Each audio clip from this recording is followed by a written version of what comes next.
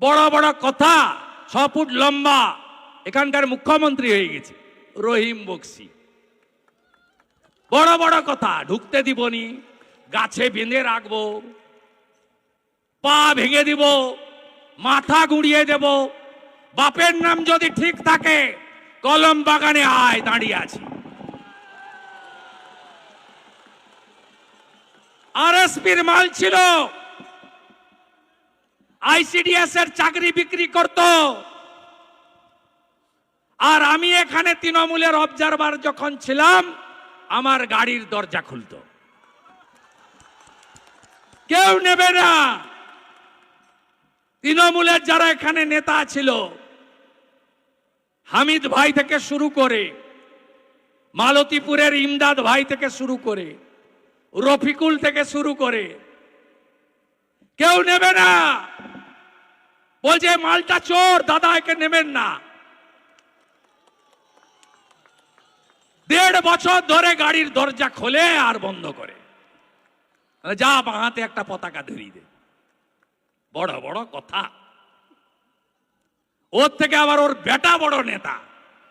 আমি বলে গেলাম, আমি সিপিএম এর আমলে লক্ষণ সেটকে হারানো, আর তৃণমূলের সূর্য যেদিন মধ্য গগনে, সেদিন নন্দীগ্রামে মমতা ব্যানার্জিকে হারানো লোক।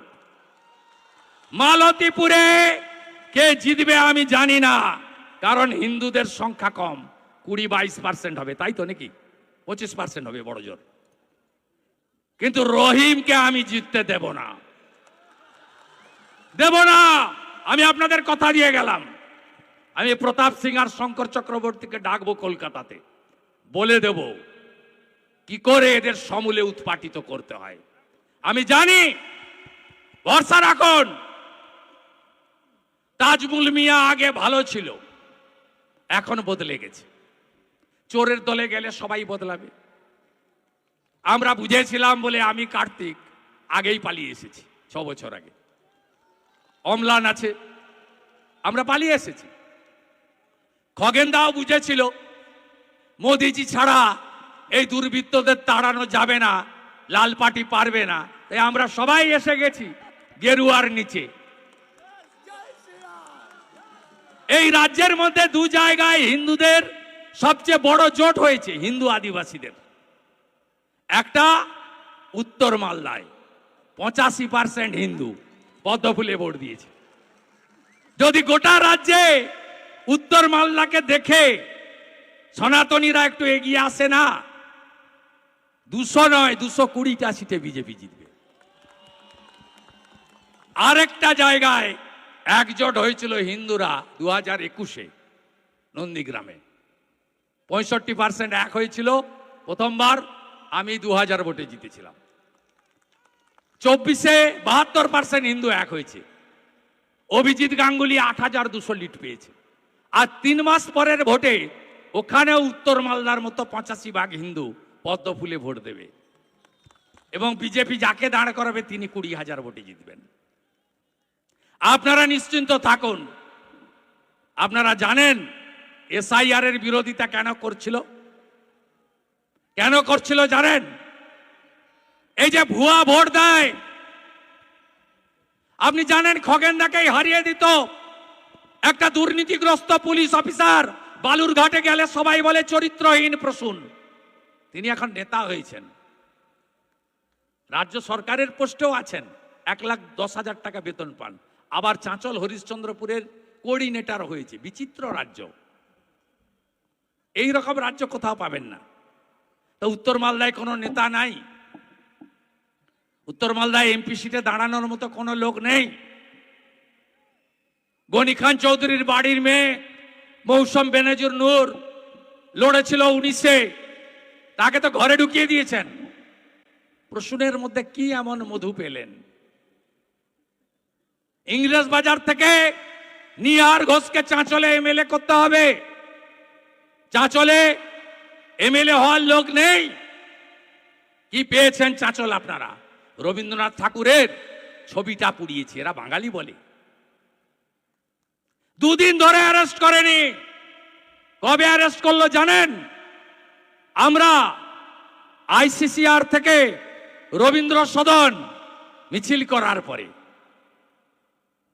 এই যে আইসে শুনছেন তো নাকি দূরে দাঁড়িয়ে? খুব লজ্জা লাগছে না?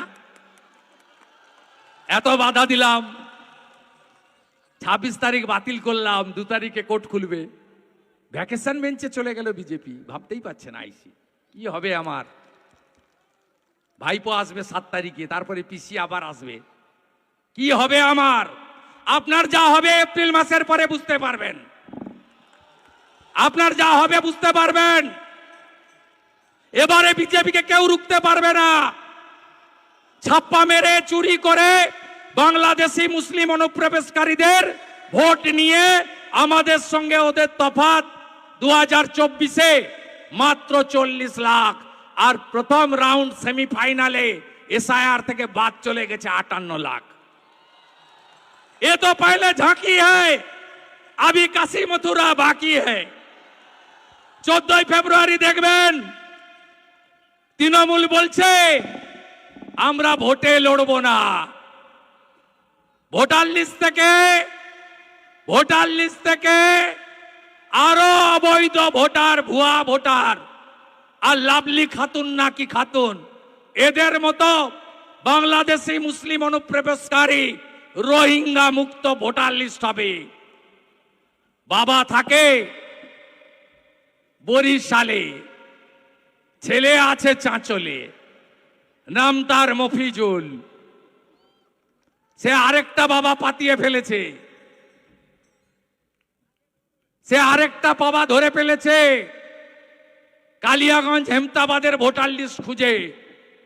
আরেকটা বাবা ধরে ফেলেছে সিরাজুল। কারণ নাম থাকবে না বন্ধু, থাকবে না। এসআইআর কি হতে যাচ্ছে তার ট্রেলারটা দেখেছেন তো?